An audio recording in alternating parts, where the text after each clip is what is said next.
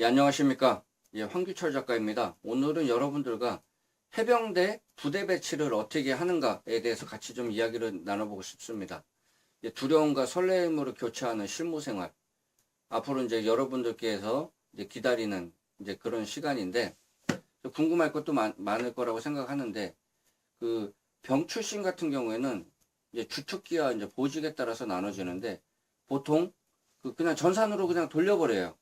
전산으로. 그렇기 때문에 그 뭐 인적 개입이나 그런 게 이렇게 되기가 힘듭니다. 그냥 투명하게 그냥 전산으로 돌려버리기 때문에 그냥 투명하게 그냥 가는 겁니다. 대신 이제 그 군대 내에서도 필요한 주특기나 보직이 있기 때문에 그런 거를 선별해 가지고 적재적소에 갈 수 있도록 그렇게 배치를 한다. 그리고 이제 누구도 개입하기 힘들고, 그리고 그 부분에 대해서 그 개입을 한다 그러면 부끄러워해야 될 거다. 그리고 뭐 계급으로도 어떻게 못한다. 그런 부분, 그 대부분이 그렇게 전산으로 해가지고 그렇게 됩니다. 그렇기 때문에 뭐 어디 뭐 누구를 통해서 뭐 누구 백을 통해서 뭐 어떻게 뭐 압력을 집어넣겠다. 뭐 그런 생각은 안 하는 게 좋습니다. 그런 생각은 안 하고요. 그 병 출신 같은 경우에는 그냥 배치되는 대로, 해병대는 어디 가나 다 똑같아요. 그렇기 때문에 뭐 1사단을 가든 뭐 2사단을 가든 뭐 백령도 유교단을 가든 뭐 연평도를 가든 뭐 제주도를 가든 뭐 그 수원 화성에 화성에 경기도 화성에 해병대 사령부 있는 건 아시죠? 거기에 가든 뭐 크게 뭐 신경 쓸 필요 없고 그냥 명령에 충실해 가지고 이제 가면 된다. 그렇게 생각하면 됩니다. 그리고 설사 그런 뭐 계급으로 뭐 어떻게 해가지고 위력을 행사해가지고 그렇게 하면요, 해병대에서는 이제 우스운 사람이 됩니다. 그런 거를 얘기하는 것 자체가 자기의 자존심을 이렇게 좀 이렇게 깎아내리는 이제 그런 행동이기 때문에, 그 해병대는 자존심이 상당히 센 조직입니다. 그렇기 때문에 그 실례로 이렇게 상관이 그 자기보다 계급 낮은 사람들한테, 특히 장교 부사관이죠, 막 이렇게 돈 빌려달라 그런 얘기를 잘 못해요. 그런 얘기는 진짜 상식 수준에서 어긋나는 행위고, 이렇게 동거래 이제 그런 부분에 대해서 상당히 이렇게 예민하고 그런 부분이 있습니다. 이제 그렇기 때문에 그런 부분을 한번 생각해 볼 필요가 있고요. 장교 부사관 같은 경우는 병하고는 다릅니다. 그 장교 부사관 같은 경우는 필요해서 뽑는 거죠. 그 자기가 들어갈 때 전역자가 어느 정도 있거나 그 일정 티오가 있어야지 뽑습니다. 1사단, 2사단, 백령도, 유교단, 그리고 연평부도, 연평부대, 그리고 이제 제주도, 사령부 등 있죠. 그러면은 해병대 그 훈련소 그 막바지쯤이나 아니 초중반에서 이제 어느 정도 인력이 필요하다는 걸 그 미리 알고서 뽑았기 때문에 이제 어디로 갈 건지 그 위사 결정을 물어봅니다. 특히 장교들 같은 경우에는 뭐 1사단에 몇 명이 필요하고 1사단 5명 필요하고 2사단에 뭐 5명 필요하고 그런 부분이 있으면은 서로 동기들끼리 한번 처음에 그 위사를 이렇게 서로 교류를 해요. 나는 1사단 가고 싶다. 나는 2사단 가고 싶다. 나는 뭐 백령도 가고 싶다. 그런 거를 물어보고서 그거에 따라서 어느 정도 이렇게 선호도를 조사를 해요. 그렇기 때문에 처음 배치되는 거는 거기에 맡겨질 확률이 많고요. 근데 서로 1사단 가고 싶은 사람이 많으면 어떻게 해요? 뭐 제비 뽑아야죠. 제비 뽑던가 아니면은 가위바위보를 하든가. 뭐 하여튼 그 말이 안 나오게 이제 그렇게 해가지고 어느 정도 자기의 위사를 존중을 해줍니다. 뭐 집이 부산이면은 아무래도 포항에서 근무하는 게 가끔 이제 집에도 휴가 가기가 편하고 그러겠지 않습니까?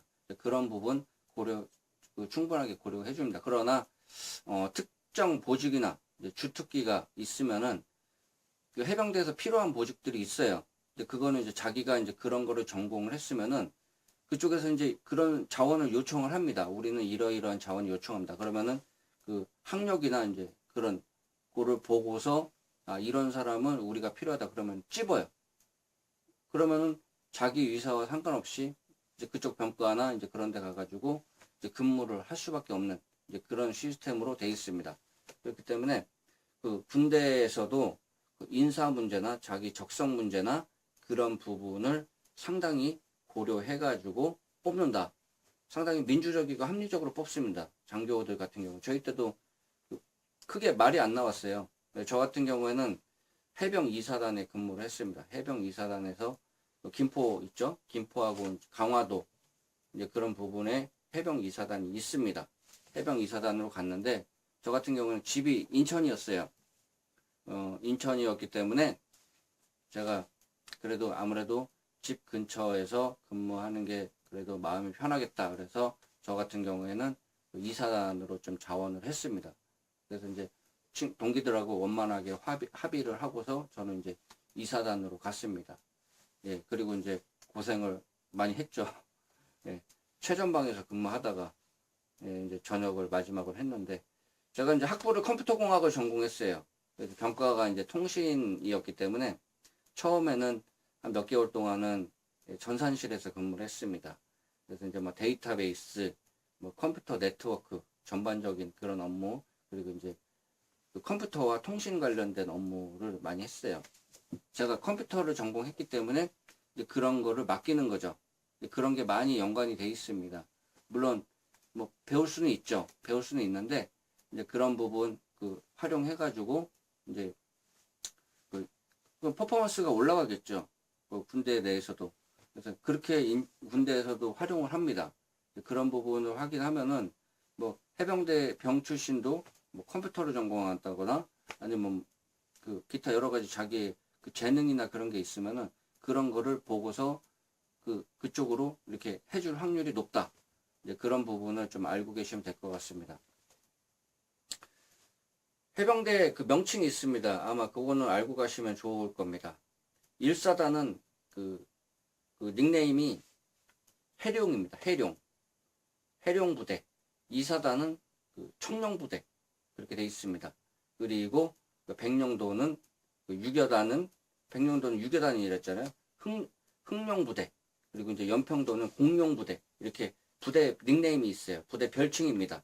그래서 이제 저 같은 경우에는 청룡부대 출신입니다. 제가 가지고 있는 옷 중에서 제가 만든 겁니다. 그 마크 사가지고 저도 하나 만들어 봤는데 그 해병 2사단은 이렇게 청룡부대 요 마크입니다. 제가 예전에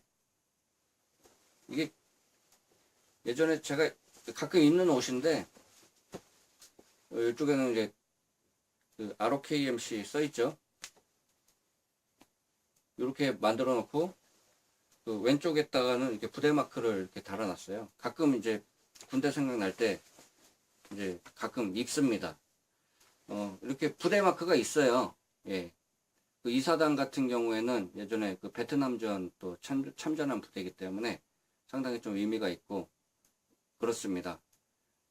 해병대 그 상당히 민주적이고 그 배려를 많이 해주고 정이 많은 조직입니다.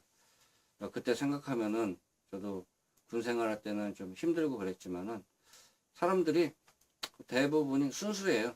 순수하고 그래서 그렇게 갔는지 모르겠지만은 지금 저랑 군 생활 하던 분들이 이제 부사관 분들 같은 경우에는 조금 이제 계급이 올라가 가지고 지금도 연락하고 지내요. 지금도 군대 전역한 지가 꽤 됐는데 2005년도에 전역했는데 10년이 넘었죠. 그래도 지금도 가끔 이제 연락하고 지내고 저는 이제 가끔 이제 뵙기도 하고 인사도 드리고 그렇습니다. 해병대 조직이 그렇습니다.